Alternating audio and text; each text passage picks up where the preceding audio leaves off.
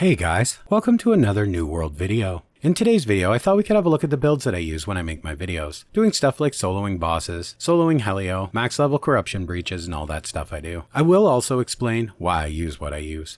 Now, the reason I'm making this video isn't because I think this build or this gear is the best. I am simply making it because I have had hundreds of questions on almost every solo video I have ever posted asking what gear I'm wearing or what weapons I'm using, and everything surrounding it. So although I am by no means an expert on builds, I simply test things, and when it works, it works. I will share what I use, and I can assure you in this stuff you will have no trouble soloing. In this setup, I can pretty safely solo any elite area in the game. Now, one thing I will say right off the bat, these builds are not meant for running mutations. They work great for regulars, if you're a new level 60 just starting out, but they are meant primarily for solo play, with survivability in mind more than raw damage. Now, to the reason I chose my gear. This is quite simple. I wanted to find gear that was easily accessible, stuff anyone could get with some effort. This way, the stuff that I do in videos, like the bosses I show to farm, will be within reach of any player.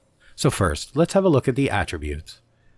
So as you can see, I run 315 strength, 100 dex, and 100 con. The main reason for this is because of the grit I get from the strength, then a bit of extra crit damage from the dex, and I like to have 100 con to keep my hit points a bit higher for the solo stuff. Pretty straightforward, nothing really revolutionary here to see, but people have wanted to see it. Now for my weapons. Now, I will show all of the weapons I use because depending on whether I am rolling for ancient bosses or corruption, it is a bit different. So first my Greatsword, and this I will use probably for both. As you can see, I lean pretty heavily into the onslaught tree, because I generally only really rely on these skills to clear groups or finish things up. But I do take a few very useful perks from Defiance. Blade honing is great because you end up stacking a nice amount of greatsword buffs from the onslaught attacks, and the additional damage is good for both killing and for healing myself. And unflinching blade is a must because we mainly use trenchant recovery here during the more difficult bosses. So we are heavy attacking almost non-stop. So we keep maximum bleeds on the target at all times thanks to this.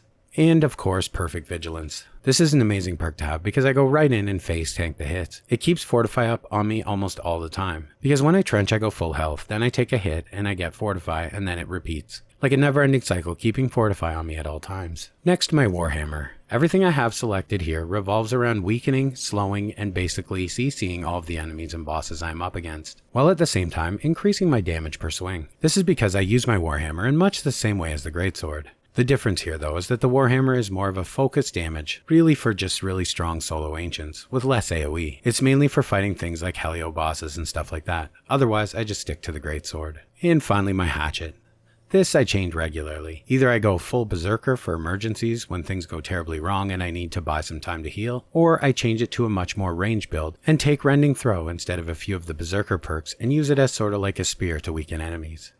It's not as effective as a spear, but it gets the job done. So overall, a pretty simple setup. The way everything works together really pays off. Making enemies take increased damage has the side effect of actually healing me more because the trenchant recovery on both my hammer and my greatsword is based on a percent base damage thing. Now, let's look at my gear. For my ancient boss farming, I like to wear the Chartist set. It's a simple, effective set, but you could, if you were just getting started, do exactly the same thing in purples with strength and ancient ward, and whatever other second perk you would like. That's really all that's overly important on this armor. Then, because I am sure you know, all of the ancients in Brimstone are surrounded with those annoying skeleton archers who shoot fire arrows, so I like to socket in rubies to help with that. Also, I tested the leeching rune glass, and I will say, don't use that garbage.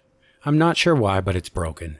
The healing that it provides does not stack with the trenchant recovery, it just replaces it, and it's not nearly as good, so now I just stick to my regular gems. For my neck, again, same thing. I went with the Scorpion Stone because it has health, empowered, and fire resist on it. For a PVE boss setup, you don't need anything too special on your neck, but the health is a must, and the empowered is great to keep your empowered up longer that you apply with your weapon. And of course the Legate's ring, everybody knows all about that. And my earring. This one I like. But I do have better. But what I like here is the healthy toast allowing me in a pinch to use a mana potion to heal. Then of course my Warhammer with Ancient Bane and Trenchant Recovery. Those are the key perks that make this all possible. Then Centering Shockwave, which also helps. And finally my Ancient Greatsword. This sword is just Bane and Trenchant Recovery, because that's really all you need. Very simple and cheap. And for when I am farming the elite corruption areas or soloing the corrupt bosses, this is what I like to wear. Although I have been using Isabella's set now and then when I want to run medium build.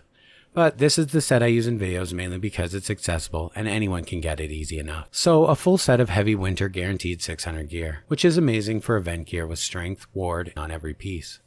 And luck, although luck doesn't do too much. The same exact jewelry I use in my ancient setup. I don't really change this unless I'm PvPing or other stuff like that. Maybe running mutations I'll change my jewelry. And of course my Greatsword for corrupt enemies, again with Trenchant Recovery and Bane. The Keen doesn't really do much here. You could just as easily use a purple version. This was just a drop so I used it. And for this I tend to like either to use a hatchet again with Bane or Rogue, but also this sword and shield come in handy too. It gives me a bit more ward, and of course I'm using Guardian's Resolve because it's great for corrupt enemies. Well guys, that about covers it. I know none of this gear is best in slot or amazing, but that's the point. When I went about making these setups, I specifically wanted to make it accessible. These are builds a pretty much new 60 could put together in a very short time. There's no point to me making videos soloing bosses in gear that only 5% of the player base can have or wear, then it's just unrealistic. No, my goal is to show people what they can do in the gear they get to progress as smoothly as possible, and all of this gear will be easy for them to get. So I hope for those of you who have struggled soloing the bosses I have showcased, or who have messaged struggling to solo for your Titan Wall shield, will be able to use some of this. Because I will tell you, you can solo just about anything in this gear, in large part thanks to the Trenchant Recovery. But still, I am even refining it further, because so far I can solo about half of Heliopolis, but not quite all of them just yet. But once I get that refined and sorted out, expect a video on that.